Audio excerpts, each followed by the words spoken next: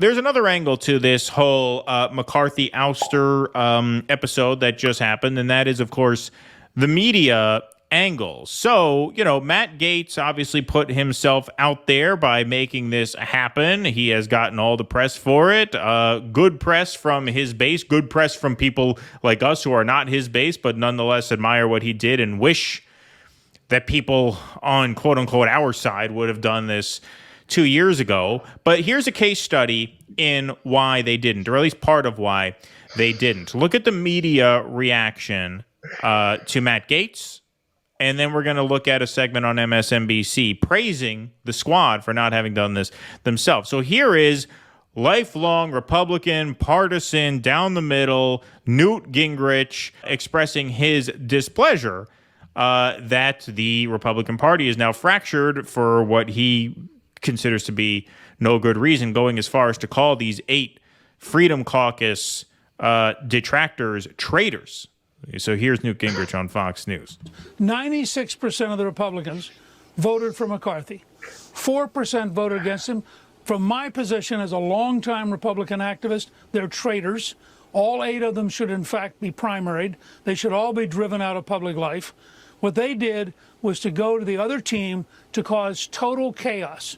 We ought to be focusing on Biden. We ought to be focusing on the economy. We ought to be focusing on the border. Instead, you're going to get a week or 10 days of the media focusing on Republican disarray. It's an astonishingly destructive behavior by a handful of egocentric people who think they're superior to 96% of the conference.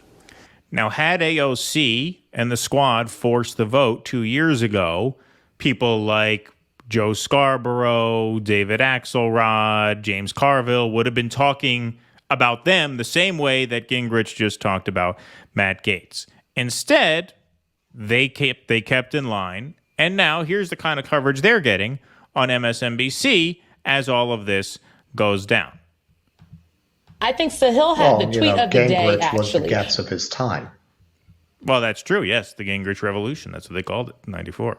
I think Sahil had the tweet of the day, actually, where he tweeted and he underscored that Speaker Nancy Pelosi, when she was Speaker, had the exact same very slim margin that Kevin McCarthy did. And for all the hemming and hawing that a number of progressives did do privately, nothing like this ever happened while she was Speaker of the House.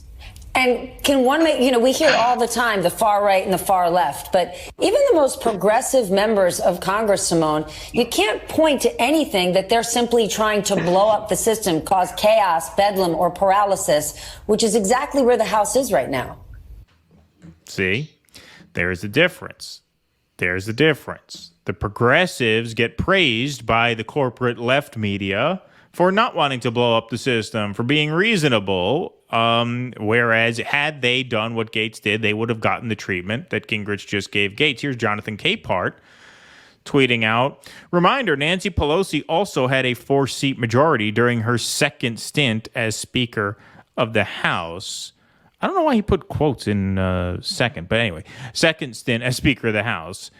So, ... and then the picture of Nancy Pelosi looking all cool. Why? Because she was able to keep her caucus unified, right? Because she was able to tame the progressives in her caucus. Brianna Joy Gray caught on to the subtext of what he was saying there, which is that the centrists, yes, are bragging that progressives never seriously considered using their leverage to extract a single thing from Nancy Pelosi that would materially benefit poor and working people during a pandemic when 15 million people just lost their health insurance. So there you have it. There you have it. That's a big part of why we didn't get forced to vote, because the progressives did not have it in them to take that incoming from the media. Whereas you can see, obviously, Matt Gaetz revels in it. He goes on Laura Ingram's show and he shoves it right back up Kevin McCarthy's ass. Well, I'm in talks with President Trump. I might go campaign with him. You know who's not going to be seen campaigning with President Trump? Kevin McCarthy, because he'd get booed off the stage. There's a huge difference there in the way there's just a huge difference there in the way progressives and conservatives view the media, right? That was the whole thing when Donald Trump kept referring to the media as the enemy of the people in 2020 or 20, I forget when he said that. Yeah, that was this last cycle. Chuck Todd asked Bernie, well, you don't think we're enemies of the people, do you? Oh, no, right? Even the progressives have this very hands-off approach to the media. They are not willing to attack the media. They don't want to get on the bad side of the media, whereas conservatives, and this goes back decades, they relish in it, right? They get rewarded for it. That's a huge difference. You're all worthless and weak. That's my bottom line on. They're just they're useless. I mean, that's honestly that's what I think when I look at Democrats, when I look at the media. They're all worthless and weak. Worthless and weak. The idea that you would brag, that you would show this fucking rich San Francisco political dynasty aristocrat or fucking God knows how much that fucking outfit costs, more than her constituents make in a fucking year. Like, this is something to brag about. She kept her caucus together. Well, that's easy when your caucus is worthless and weak.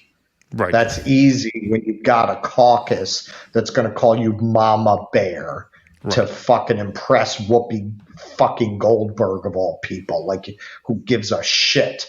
You gotta solicit her fucking approval. That is worthless and weak. You are fucking worthless and weak. They're all worthless and weak.